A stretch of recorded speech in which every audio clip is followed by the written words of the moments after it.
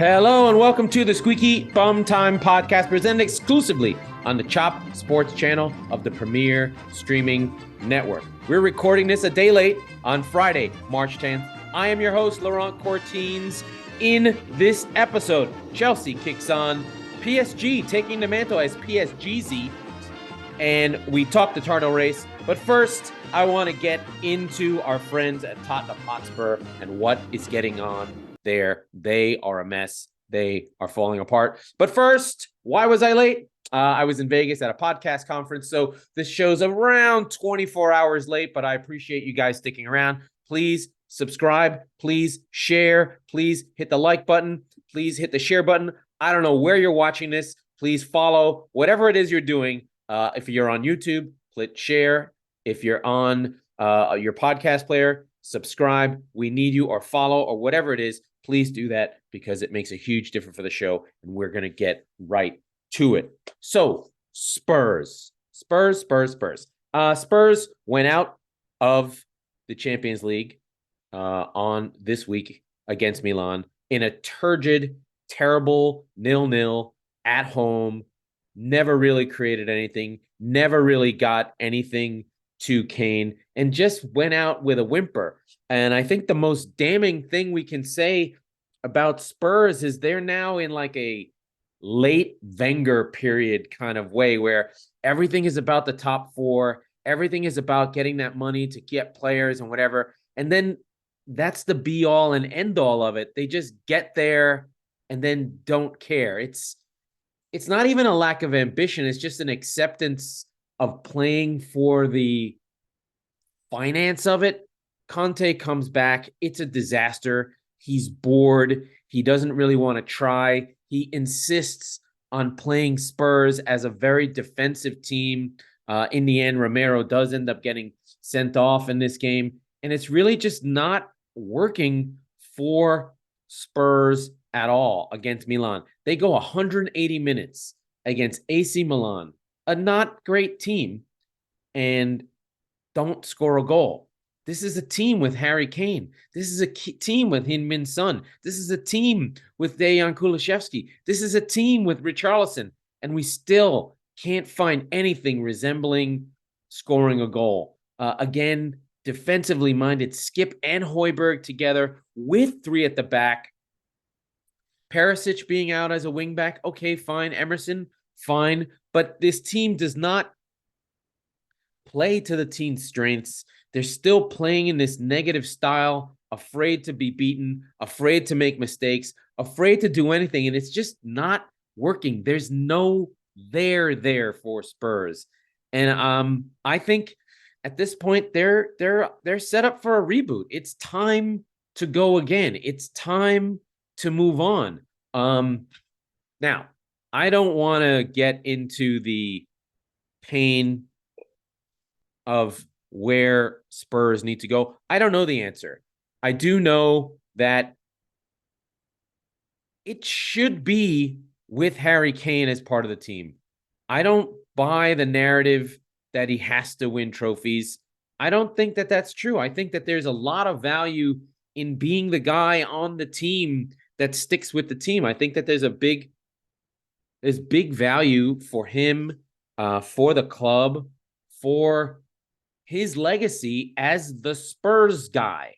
There was talk on my friends from Totally Football that he pull a Teddy Sheringham where he leave, get his trophies, and come back. I do think Harry Kane is a type of player who could play for a long time and do a lot of things, leave and come back type thing. But I think there's so much value in his being where he is, doing what he does, and doing what he needs to do. I do think about Spurs as a club. They are in a weird space for their supporters where they're happy with their stadium. They love rooting for Harry Kane. But is this all there is? Is it this style of turgid negative football and this Conte darkness? It's now spreading to his own players. We had Richarlison come out yesterday during the press conference say he was shit, say that he was promised that he would play, and then say he's had a shit season, excuse me. Say he promised that he was play and then not play. Um, we can ask questions about whether Heung-min Son should be playing or should he be coming off the bench. It's really just all gone horribly wrong for Antonio Conte and Spurs. And then I think it starts to be something hierarchical where the Daniel Levy regime, I know we have the silent owner who's actually the 80% owner, but he's never around. Is it that he can only get the team to a certain space? If we look back at Spurs, the moments of hope were on the back of Dele popping, Kane becoming the best English striker of a generation, and Pochettino's instilling of belief. Right? You have the 16-17 or the 17-18 season, I can't remember anymore, where Spurs come in second. They have the highest goal difference in the league. They do some business, but then there's a moment before the Champions League season where they went to the final, where they went a whole transfer window without buying any players. And that's when the team went stagnant. That's when the team went down. And then we went from Pochettino to 3 straight defensive managers chasing this thing when your best players are attacking players. And I think that they have to restart. They have to look at it again. They have to assess the team, have someone look at it and really go, hey, what is this team? What are its strengths? What should we be playing like? Where do we need to go? I know like when Potter was at when Potter was at Brighton, I really wanted him to come to Spurs. But now that we see De Zerbi, maybe it's De Zerbi. Maybe he's the inflection point. We go from Italian to Italian. I do think that Spurs need to go in an offensive direction. Something positive, something on the front foot, something that can lift that stadium that's super loud and designed for loudness and design to push this team on. But they've got to go for it. They've got to go for it. They've got to push themselves forward. And, while we have Spurs on the way down, we have Chelsea on the way up. Chelsea coming off their good result in the week against Leeds. They get the big win versus Dortmund in the Champions League. A really, really good performance, frankly. And Chelsea, who knew? They scored 2 goals. Raheem Sterling whiffing on a shot, then luckily it bouncing off of him. Very Raheem Sterling. Then he put it in. Then they got a very controversial penalty in the second half where the call was semi-controversial. It was very close, kicked into the hand. It hit the hand. It was out. A back was turned. It's given. I understand that, but it was a VAR to give. And then Havertz takes the same penalty twice. The first one hits the post, but there's encroachment by Borussia Dortmund. And then Havertz does it again. And Chelsea have their 2-0 lead. And they were very professional and really controlled the game and finished it out. What's interesting about this game, though, is they did it differently. They did it without possession. It was very much about letting Borussia Dortmund have the ball. Now, is it game states? Is it a situation where Chelsea are like, we're winning. Let's just get our thing going. Let's shut it down. Let's play on a counterattack, which is fine. I think that goes more into Chelsea's DNA. I talk about this a lot. I talk about the suffering and I talk about what a club is. Chelsea at its core is a defensive club. Through the timeline of being the Leeds of the South in the 70s, even though they were the glamour club, they played the same way, a very chop people down. You have the world famous Chopper Harris, who embodied Chelsea from the 60s through to the 80s, known for taking guys down. This team was the team of John Terry, Mourinho. It's power, it's force, it's physicality. And with the team, I think with Kovacic and Enzo Fernandez, I think they're both really good technical players, but they do embody that. Fofana was great. And then they really show up when Reece James and Scholler are there. All of a sudden, all that creativity that I always complain about with Chelsea, and that's not in the midfield, now comes from those two, and they do a good job. Chelsea were good here, and Potter goes from 0 to hero. I did listen to Rory Jennings, who has very much been Potter out, but then was also very happy with this game. Touting Chelsea as the top team in Europe from London. And you can still be Potter. He was still Potter out, but also very happy for his team to win. Because I think that's how it is for football. You've got to celebrate when your team wins and can't always be, on the manager. I think these two wins, frankly, put Potter in for the rest of the season. He gets the team to the quarterfinals. He moves the team forward. He gets to sort of say, hey, here's where we are. It is not unheard of for a team to win the Champions League in this kind of position. 2005 Liverpool, Istanbul, that team had 58 points and won the Champions League. Chelsea in 2020, 2012, the Drogba goal against Bayern, they got battered for most of those games. The famous bunkering, defending against the greatest team of all time at the Camp Nou, winning 1-0 against Barcelona. I think Barcelona took 35 shots. This is the Di Matteo team that won the Champions League. They finished in sixth that year with 65 points. So it's not unheard of for an English team or a team that's down on a season to win a Champions League. It's a knockout tournament. Anything can happen. And it's not a great vintage of teams playing in the Champions League aside from, Real's in it. We can't really put them down, but can they really have that lucky of a run again? Sure, but it is weird. But Potter does get the team moving. They're in good shape. They're looking good. And Chelsea fans can breathe a sigh of relief that their season isn't just going to disappear on them. I think the secret to Potter, and I've got it a little bit salacious in the headline, no big deal. The secret to what Potter's winning formula is the same 11. Who knew? If you don't change your team all the time, they get connected to each other. So playing the same group up front with Reece James and Chilwell, I think is the path forward. And that is what changed for Potter. He's getting a settled 11. Remember, this team has 33 first-team players. That's so many.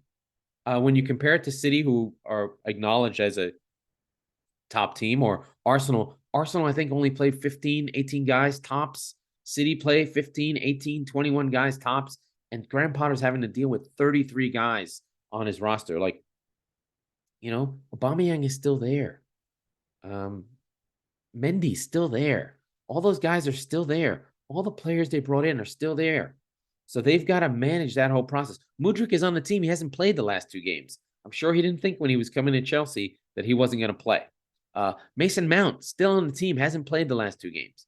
So there's a lot of stuff going on. But I think for Potter, he needs to settle the team down, pick a group, explain why he's made the decisions to the players that he's chosen, and say, hey, we weren't working what I was doing.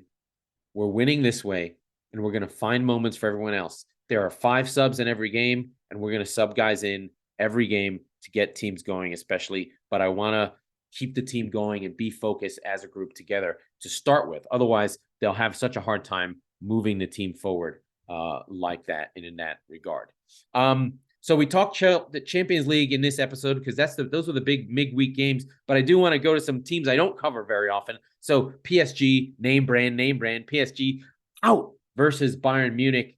And I think that there's a juxtaposition here with PSG and Citi. Both have their sovereign wealth funds, but went about taking over their leagues differently. PSG's in a weaker league. So they were able to go with Zlatan and Cavani and Silva, Thiago Silva now on Chelsea, and lift PSG up to win Ligue 1. And I think they got there fairly quickly. But this is where the teams diverged. City went on a path of creating a team because their group comes from the Barcelona model with Ferran Torres and Chigi Bajaristan. And they put the team together for Pep to manage. And if you know anything about Cruyff and anything about Rinus Michels and anything about about the installation of the Barca model, It was very, very much a team first club. And City only have really had their first superstar signing in Holland. Aguero was a good player who football people like, but he didn't have big personality. He was a goal scorer. And David Silva never spoke English. And Yaya Toure, these are big players that are big because of what they achieved in moments on the field, but they're not branded players the way that Neymar, Mbappe, and Messi are bigger than the clubs themselves. And that is what's been hurting PSG. PSG's structure and why they've gone out in the round of 16 in 5 of the last 7 Champions Leagues. Now, to be fair, they got to a final. So that matters. It happened under Tuchel. Goes to show how good a coach Tuchel is. He went to a final with PSG and then won 18 months later with Chelsea. But I think what's happened at PSG is the players are not accountable to the coach. They can go around him, especially Neymar. In the Neymar era, I don't know if it's just Neymar. If they don't like the coach, they can go to the chairman and get the coach fired. It's much more like an NBA team than a soccer team, than a football team, where this team just has no cohesion. It has no desire to play together. It's very much a stars and scrubs team, which in football, as I've said a million times, it is a weak link sport, and any weak links will be exploited. PSG had 17-year-olds coming on to change the game, whereas Bayern Munich had Cancelo and Leroy Sané coming off the bench and Serge Gnabry. PSG never looked at it. They looked disinterested. They were only down a goal, but Bayern Munich, again, the stronger institution, the stronger sense of knowledge, the stronger sense of DNA within the club to say, this is Bayern Munich. This tournament, the Champions League, is all that matters.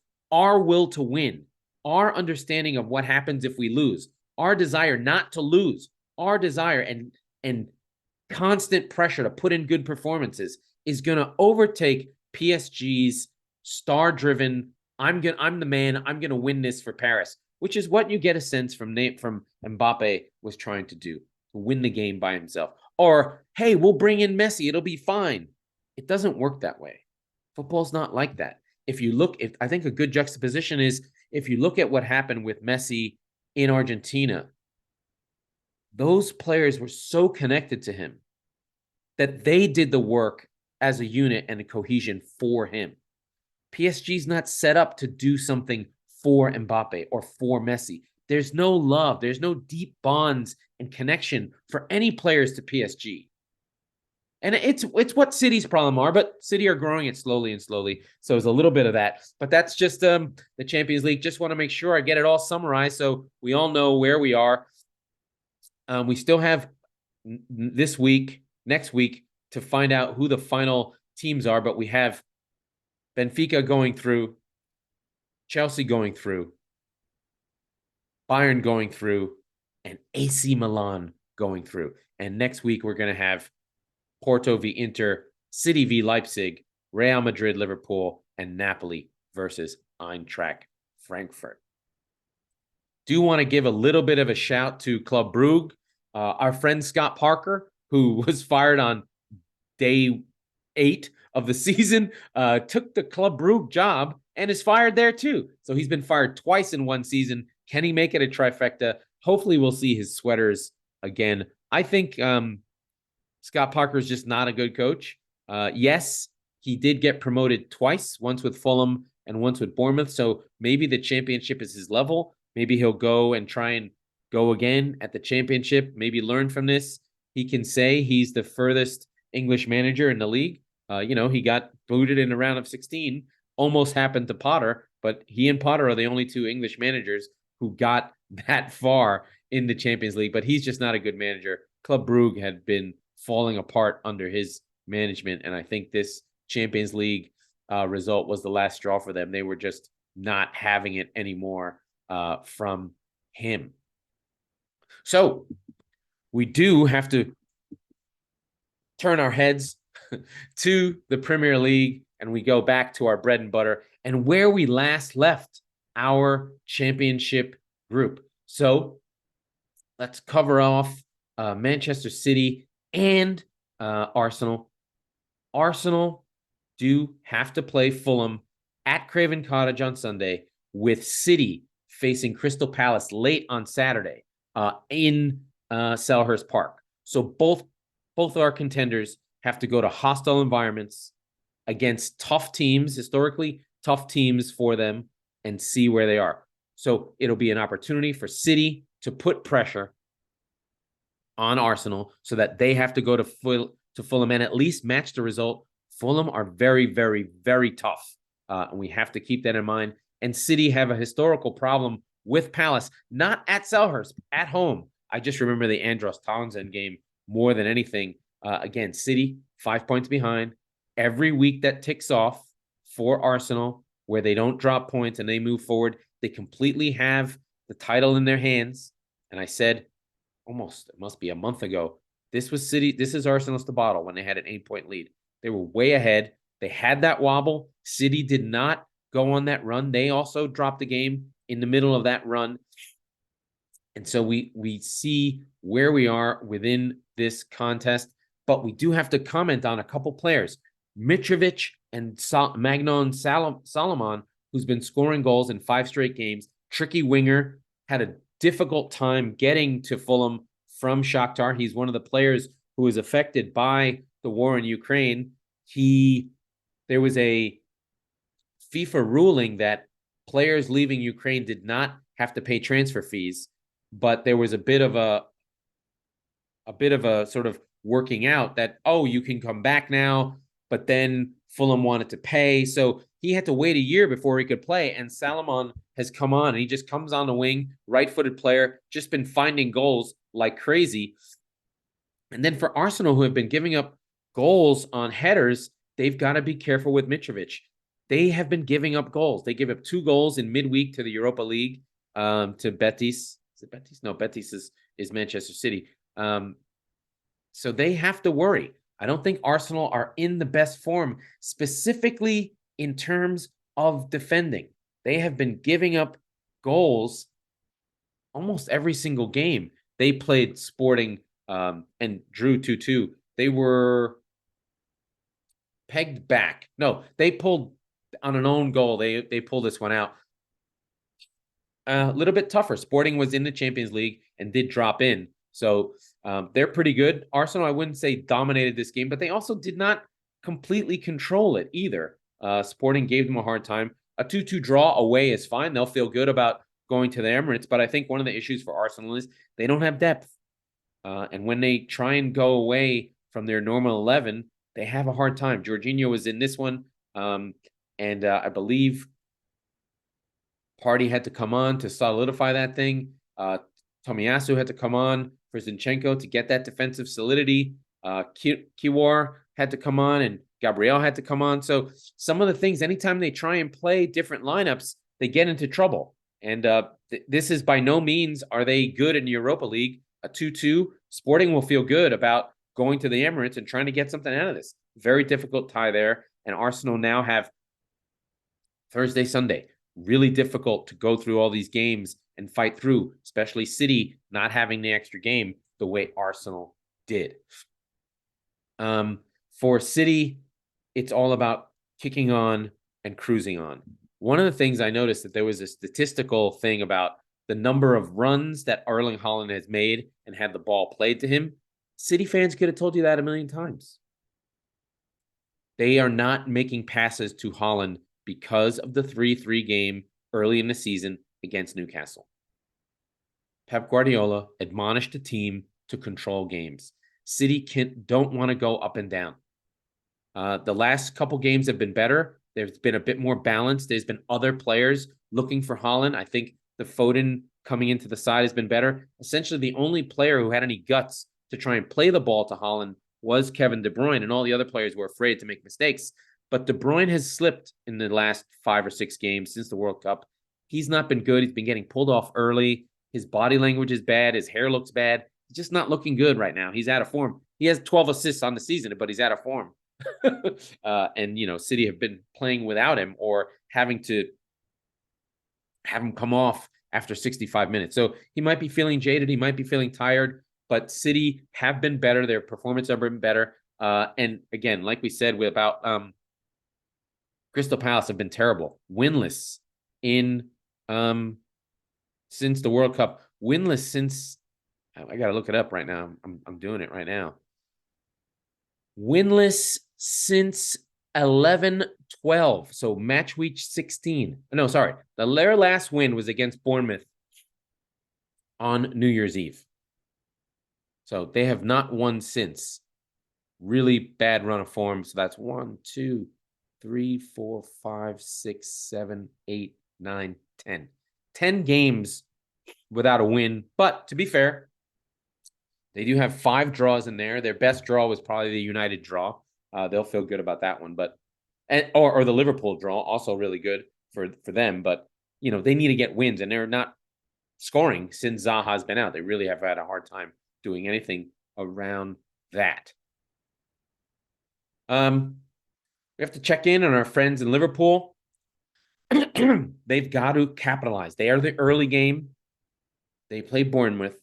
We know how good Bournemouth can be. They almost got that fucking win against Arsenal. God damn it. 10 more seconds. 10 more seconds, Gary O'Neill. Oh, so we'll see where Bournemouth and Liverpool are. Can Liverpool put 2 performances together? We know their scoring has been better. Sorry, their defensive numbers have been better. 2 clean sheets in a row. And they won't feel good about their Real Madrid game, but they will feel good about playing Bournemouth. Their last game against Bournemouth was the 9-0, but that was Scott Parker, who basically said anyone who would listen that their team was shit. So we'll go there. But interesting about where they are and how they want to play. I do want to give another big shout out to some of our other friends. We have Fulham. We know we have Brentford. But Brighton, I haven't talked about them in a while. Brighton are real top 4 chances. They have been incredible. And De Zerbi is now getting more plaudits, more of everything. Brighton right now sitting in 8th, plus 14 goal difference. What? They now have a striker in Ferguson, who I think will end up moving on. I mean, Evan Ferguson, 18 years old, 3 goals, 2 assists, seems to all have connected. We've got Matoma and Ferguson and McAllister, and De Zerbi's unlocked Solly March and Pascal Gross and my boy, Lewis Dunk. Just incredible stuff. I've been in Vegas. My voice is going, so I'm going to end it here. That was the Squeaky Bum Time podcast with Laurent Courtines. We are the football and wing of the Chop Sports channel, presented exclusively by the Premier Streaming Network. We record on Mondays and Thursdays, so be sure to subscribe wherever you get your podcast so you never miss an episode. And if you're listening on Apple, please rate and review the show. Sorry I did not mention Manchester United today. My throat just went after a weekend in Vegas.